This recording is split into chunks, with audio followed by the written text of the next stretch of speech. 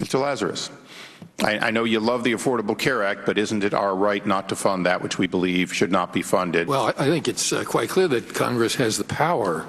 The right and responsibility. I was asking, and I know I need to yield back, but the power is a different question. The right and responsibility under the Constitution, wouldn't you say that is clearly within the four squares of our Constitution? Well, I think particularly the word responsibility is putting a spin on it that I don't think is necessary, and I wouldn't necessarily want to add to, but certainly you have the power. And that was legal expert and Obamacare supporter Simon Lazarus testifying on Capitol Hill this week, and even he was forced to admit that Congress has the legal authority to cut off funding for this train wreck that is headed our way. Joining us now to talk about that and much more, and what the legislative branch can do to prevent this law from being fully implemented, two medical doctors in their own right, Wyoming Senator John Barrasso and Texas Congressman Michael Burgess. Gentlemen, welcome to the program. Thanks for having us. All right, Senator, what about the effort? Let's talk about Mike Lee, Ted Cruz, Rand Paul, Marco Rubio, and yourself. You believe it's constitutional that you can defund this? Well, I think it's important that we defund this. I don't think that goes far enough, but I co-sponsored Ted Cruz's bill to defund the health care law.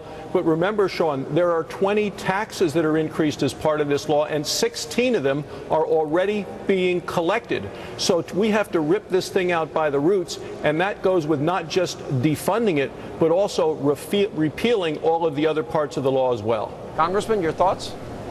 Well, Sean, in your lead-in, you talked about the 40 repeal and defunding bills that Congress has taken on. Actually, 7 of those have passed and been signed into law by the president. So it actually, bit by bit, we have been eroding this. We're coming up to a pivot point on the 30th of September. The funding for the federal government runs out, has to be re-upped.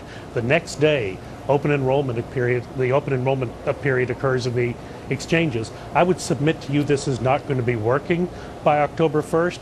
And, oh, by the way, on September 15th or thereabouts, people in my state of Texas will begin to see what their actual rates are to purchase the health care in those exchanges. And there's going to be some sticker shock. Let me ask you, Senator, about the president. He unilaterally decided, even though it's a law of the land, that he was going to unilaterally decide that he was going to delay the employer mandate, not the individual mandate. Doesn't he have to go through Congress? Don't we have a system of checks and balances and co-equal branches of government? Doesn't he have to go to Congress for that? Yeah, I believe he absolutely does. I would like to delay and actually repeal all of those mandates, specifically the individual mandate that says everybody in the country has to buy government-approved insurance. What people wanted in health care reform and what I want as a doctor is affordable care and access to care, and people get neither under this health care law, which is why unions are bailing on this. They've come out against the president. So many Democrats have spoken out against it. You've had Democrats in the House voting to extend this delay of the employer mandate by another year, as well as the individual mandate. This is unraveling, and it's not just Republicans. It's independents, it's Democrats, it's unions. Sean, even the state of Massachusetts, the Democrats there have put in for a waiver so they don't have to live under the health care law. And the other reason to defund this is the city of Detroit, which is bankrupt.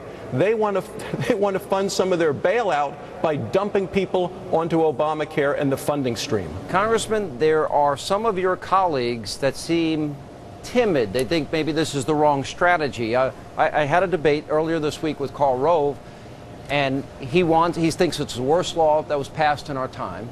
I agree with him. And he said it was sold and predicated on a whole bunch of lies told to the American people. But he thinks strategically it should be done differently, not through the effort of defunding. I know every conservative I know wants Republicans to defund it. So where are your colleagues on this?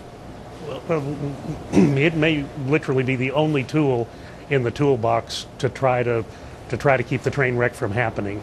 And, you know, look, you see the train wreck coming down the track. Aren't you going to try to do something to keep that from occurring?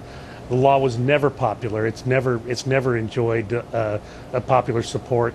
It's going to get worse when people understand. Right now, you go to healthcare.gov in my state and click on a few boxes to try to see what it's going to cost you in the open enrollment period, and you come to a page and says this page is empty. September 15th, when people go to that page and see how much the premium has increased. A young man, age 30, non-smoker right now, that premium average in the state of Texas last January was $360. I guarantee you it's going up. And it will be worse in September of 2014, leading into the 2014 elections. The Democrats will be clamoring for this thing to be defunded and repealed by then. You know, back, Senator, to the last question here.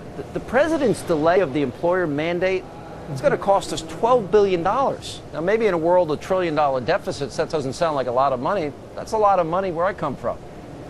Well, and that's because all of those businesses that were, the incentives were to dump employees onto the exchange and just pay the fine. Those fines aren't going to be collected. But I will predict to you tonight, Sean, that just as we had the 4th of July surprise with this delay of the employer mandate, I will predict to you there are going to be additional surprises coming out because this administration can see clearly that this law is unraveling in front of their eyes. All right, guys, thank you very much for being with us. Appreciate your insight. Thanks for having me.